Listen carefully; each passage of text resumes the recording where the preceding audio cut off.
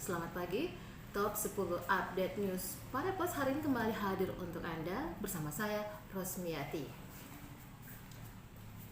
Top 10 Update News pada pos hari ini kita awali dengan kabar dari Kabupaten Sidrap.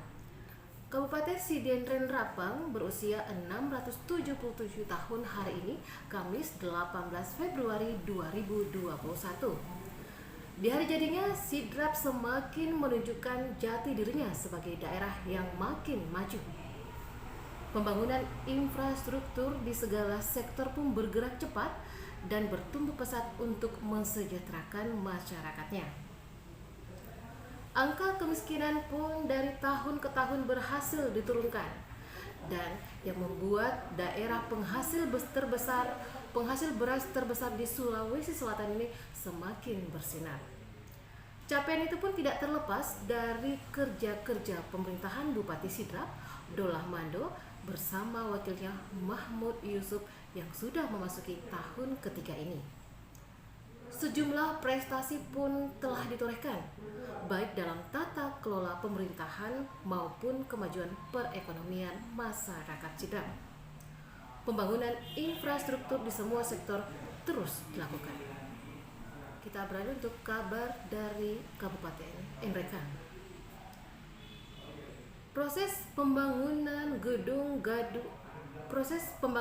gedung gabungan dinas atau GADIS 2 Nrekang tahap pertama selesai. Tampak dari luar, gedung 3 lantai itu terlihat cantik dan elegan. Namun, di bagian dalam gedung terkesan sepertinya belum rampung pengerjaannya.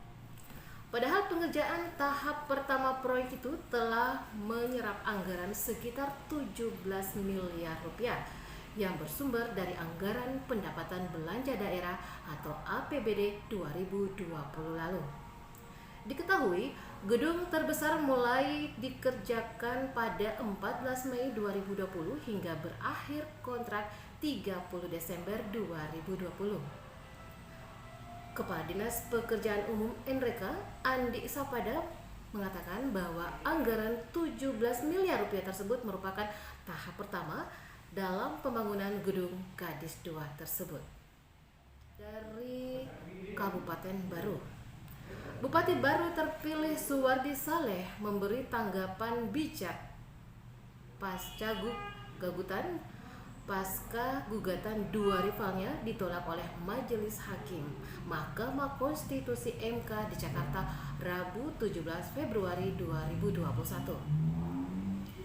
Sesaat setelah mendapat kabar putusan MK yang disampaikan Ketua Majelis Hakim Anwar Usman, Suwardi Saleh mengajak semua pihak untuk menghargai dan menerima putusan sela tersebut. Sama halnya saat dinyatakan unggul di hasil quick count dan perhitungan resmi KPU, Suwardi Saleh yang maju berpasangan dengan Aska Mape kembali mengingatkan kepada semua jajaran tim, pendukung, dan relawannya untuk tidak larut dengan euforia, apalagi saat ini masih berada di tengah pandemi COVID-19. Malkan Amin, Andi Salahuddin Rum, dan Musdasir Aksah Kasim. Salah satu pertimbangan hakim Malkan Amin, Andi Salahuddin Rum, dan Mudasir Aksah Kasim. Salah satu pertimbangan hakim, selisih perolehan suara antara pemohon dan termohon sangat berjauhan, melebihi persentase yang diisyaratkan. Berdasarkan putusan ini, maka kemenangan SSAK semakin sempurna. Sesuai hasil perhitungan oleh KPU, SSAK mendulang dukungan sekitar 46,30%. Malkan Salahuddin sebesar 33,94% dan Mudasir Aksah sebanyak 19,76%. Pasca putusan ini, selanjutnya SSAK akan segera ditetapkan oleh Komisi Pemilihan Umum baru sebagai pasangan bupati dan wakil bupati baru terpilih. Setelah itu, diusulkan ke Mendagri untuk dijadwalkan pelantikan. Selanjutnya kita beralih ke kabar perayaan hari ulang tahun Kota Parepare yang ke-61 tahun. Sejumlah staf organisasi perangkat daerah kompak berbusana adat dalam melakukan pelayanan Rabu 17 Februari kemarin. Di hari jadi Parepare ke-61 ini, seremoni atau acara puncak rencananya dihadiri Gubernur Sulawesi Selatan Bapak Nurdin Abdullah. Panitia menunggu kesiapan orang nomor 1 di Sulawesi Selatan itu. Tema yang diusung adalah Parepare Kota Cinta Bersinergi Pulihkan Ekonomi. Pihak panitia sendiri telah menyusun jadwal seperti sidang paripurna DPRD dengan kapasitas undangan sesuai protokol kesehatan berjumlah 85 orang. Acara puncak ini bernuansa kebudayaan sehingga semua undangan wajib mengenakan busana adat tradisional.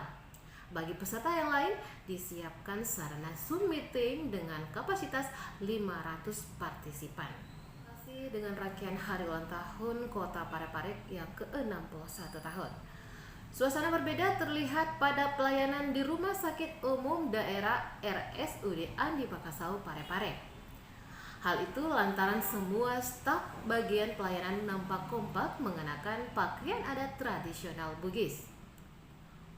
Wakil Direktur Administrasi dan Pelayanan Andi Cendrara Tondralipu mengatakan selain sebagai upaya dalam melestarikan budaya daerah, penggunaan baju adat tradisional juga untuk menyemarakan hari ulang tahun Parepare ke-61 tahun yang diperingati setiap 17 Februari. Pimpinan dan staf Badan Perencanaan Pembangunan Daerah Bapeda Parepare menyambut hari jadi ke-61 Kota Parepare dengan penuh makna dan kental nuansa kebudayaan. Yakni pimpinan dan seluruh staf Bapeda Parepare kompak berseragam busana adat tradisional Bugis.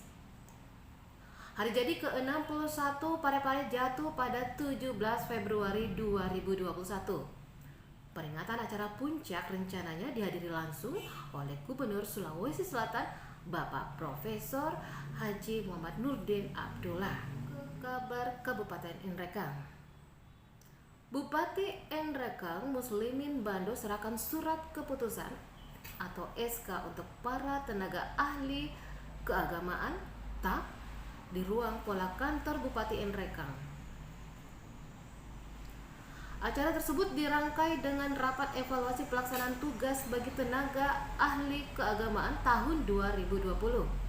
Terdapat 155 TAK yang mendapatkan SK untuk melanjutkan kinerja tahun 2021. Mereka sebelumnya direkrut dari pemuda asli Masen Rempulu serta dari kerjasama pemerintah Kabupaten Nrekang dengan sejumlah perguruan tinggi. Bupati mengharapkan kinerja TAK 2021 bisa dipertahankan dan kian diangkat. Selain tugas utama sebagai khatib, imam, guru mengaji, dan dai, mereka juga diharapkan untuk membantu mensosialisasikan kebijakan pemerintah. Utamanya pada masa pandemi ini mengajak masyarakat untuk tetap menjaga dan menerapkan protokol kesehatan.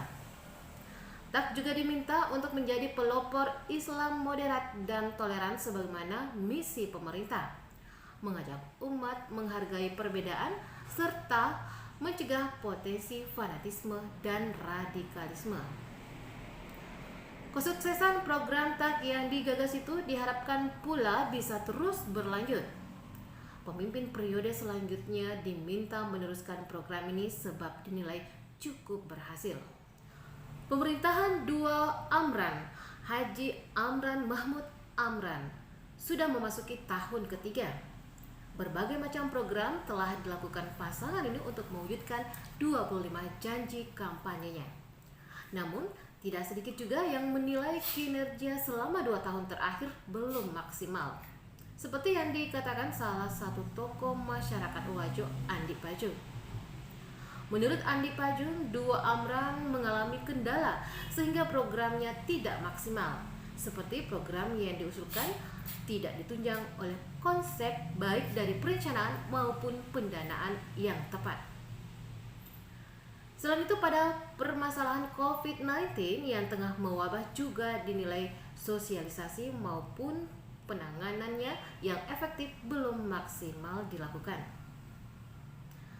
Sebelumnya, pada refleksi 2 tahun pemerintahan Duo Amran, Bupati Wajo Haji Amran Mahmud mengatakan banyak yang merasa belum puas dengan apa yang telah dilakukan hingga saat ini.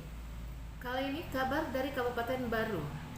Pemirsa, korban kebakaran di Kesie, Kelurahan Lalolang, Kecamatan Tanete Rilau kembali mendapat bantuan. Kali ini bantuan datang dari Bosowa sebanyak 500 sak semen diserahkan untuk korban kebakaran Rabu 17 Februari kemarin.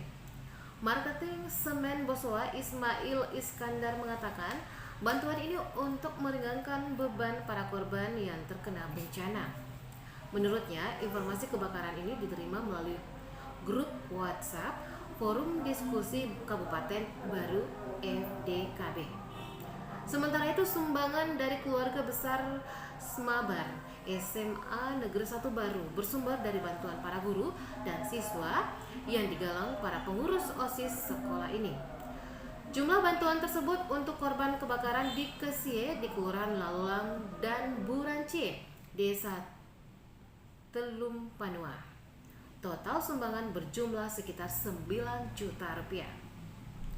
Kepala UPT SMA Negeri 1 Baru Haji Umar M memimpin langsung penyerahan sumbangan ini, didampingi Wakasek Kesiswaan Tamrin, pembina OSIS Nur Hayati Amir bersama pengurus OSIS lainnya.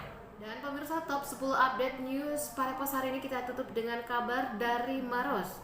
Sebuah pesawat milik Garuda Airlines jenis B-737-800 GA642 PK-GFF terpaksa harus return to base RTB atau kembali ke Bandara Sultan Hasanuddin dengan melakukan pendaratan darurat. Pesawat tujuan Bandara Jalaluddin Gorontalo, namun karena adanya technical problem engineer failure 2 pada pesawat ini. Kepala Otoritas Bandara 5, Baitul Ikhwan menjelaskan RTB tersebut diambil oleh pilot setelah pesawat take off dengan ketinggian 200 feet. Sebelum RTB, pesawat tersebut berputar di udara kurang lebih 42 menit. Pemirsa, top 10 update news Parepos. Nah, demikian kabar untuk hari ini. Terima kasih untuk segala kebersamaan Anda. Selamat beraktivitas. Saya Rosmiati. Wassalamualaikum warahmatullahi wabarakatuh.